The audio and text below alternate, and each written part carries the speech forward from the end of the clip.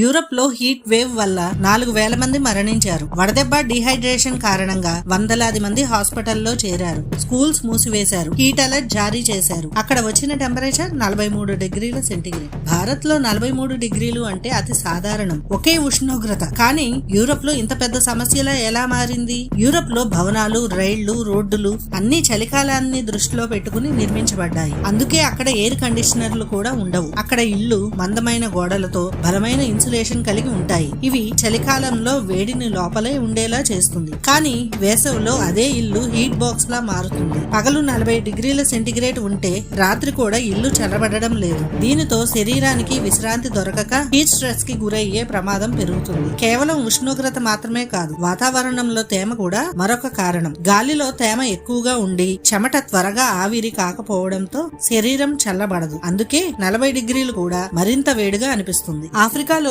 Sahara ఎడారి నుంచి అత్యంత వేడిగాలులు యూరప్ వైపు వీస్తున్నాయి. దీనితో యూరప్ మీద ఒక బలమైన హై ప్రెషర్ సిస్టమ్ ఏర్పడి వేడిగాలులను బంధించి వర్షాలు పడకుండా అడ్డుకుంటుంది. దీన్ని హీట్ డోమ్ లేదా ఒమేగా బ్లాక్ అని కూడా అంటారు. శాస్త్రవేత్తల ప్రకారం మానవ చర్యల వల్ల ఏర్పడుతున్న గ్లోబల్ వార్మింగ్ హీట్ వేవ్ ను మరింత తీవ్రంగా మారుస్తుంది. భారత్ లో మనం అనేక ప్రాంతాల్లో ప్రతి సంవత్సరం తీవ్రమైన వేసవిని ఎదుర్కొంటాము. అందుకే ఇక్కడ ప్రజలు తమ జీవన శైలి, దుస్తులు, భవన నిర్మాణం అన్ని వేసవికి అనుకూలముగా సమకూర్చుకుంటారు. 43 డిగ్రీల సెంటీగ్రేడ్ ఉష్ణోగ్రత భారత్ లో సాధారణంగా అనిపించినా యూరప్ లో తీవ్రమైన ప్రభావం చూపవచ్చు. ఎందుకంటే వేడి ఎంతగా అనుభవిస్తామనేది కేవలం థర్మామీటర్లో కనిపించే సంఖ్యపై కాదు, ఆ ప్రాంత వాతావరణం, భవన రూపకల్పన, తేమ మరియు ప్రజల అనుకూలతపై ఆధారపడి ఉంటుంది.